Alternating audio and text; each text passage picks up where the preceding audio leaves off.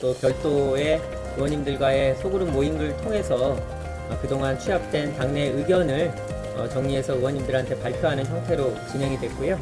해당 안에 대해서 한 4분 정도의 의원님들이 또 개별 의견을 주셨습니다.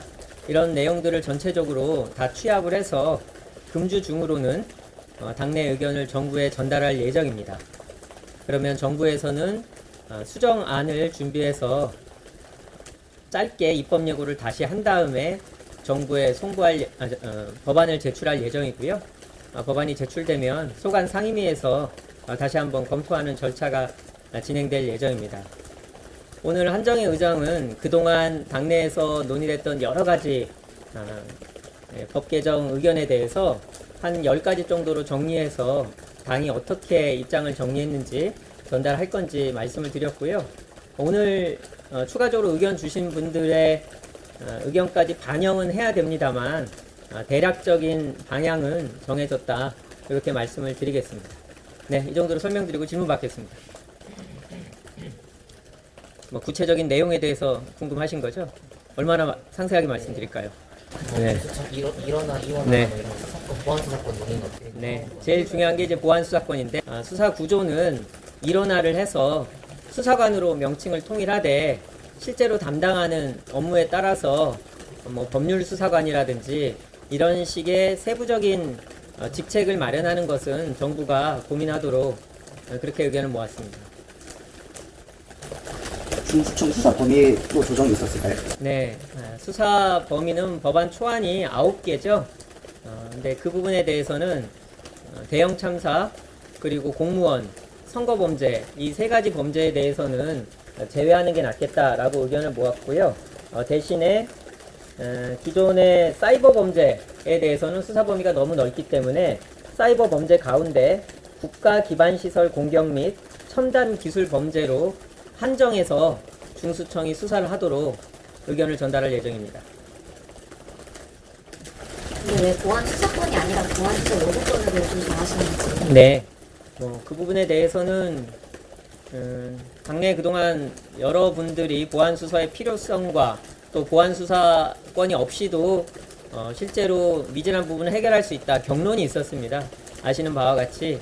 근데 여러 의원님들께서 보안 수사권을 인정할 경우에는 검찰의 수사와 기소권을 분리한다라는 당초 목적이 퇴색되는 측면이 있고, 검찰개혁에 대한 지지자들의 열망을 생각할 때 상징성인 부분이기 때문에 보안 수사권을 두지 않고 보안 수사 요구권을 두되 피해자들이 억울하게 수사 미진이나 지연으로 피해를 받지 않도록 공소청에서 다른 수사기관에 충분하게 의견을 개진하고 이를 따르지 않았을 경우는 사실상 강제할 수 있는 방안을 마련하는 식으로 저희 개정 방안을 준비했습니다.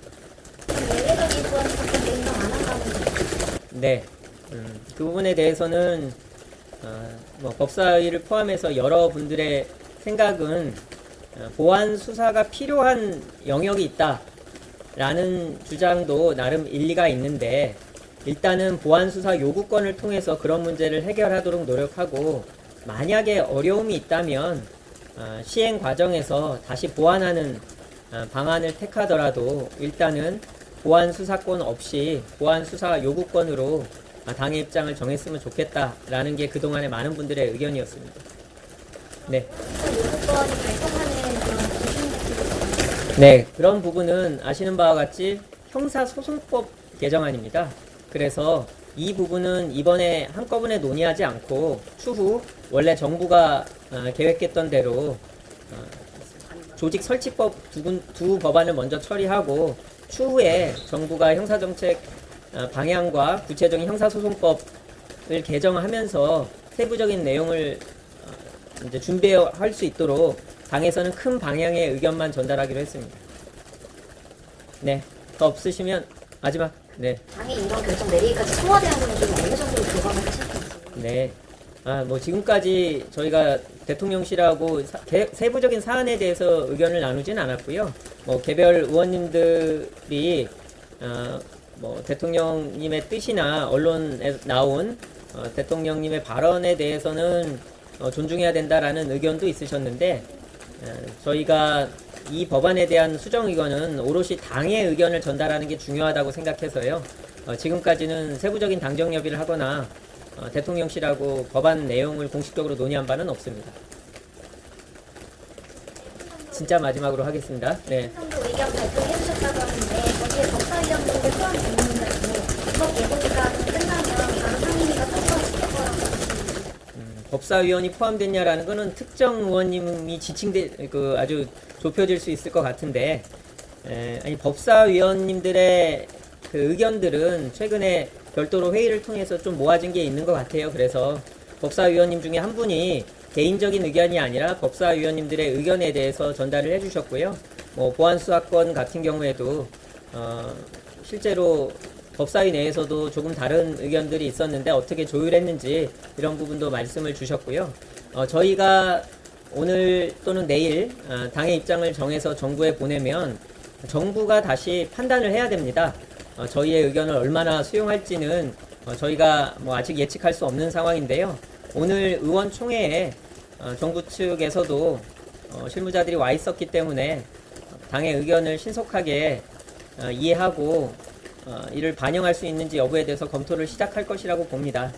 따라서 정부 안이 당의 요구사항이 제대로 반영되지 않았을 경우에는 저희가 법안이 제출되고 나서 관련 상임위에서 논의하면서 충분한 당정 협의를 다시 할 수 있는 상황입니다.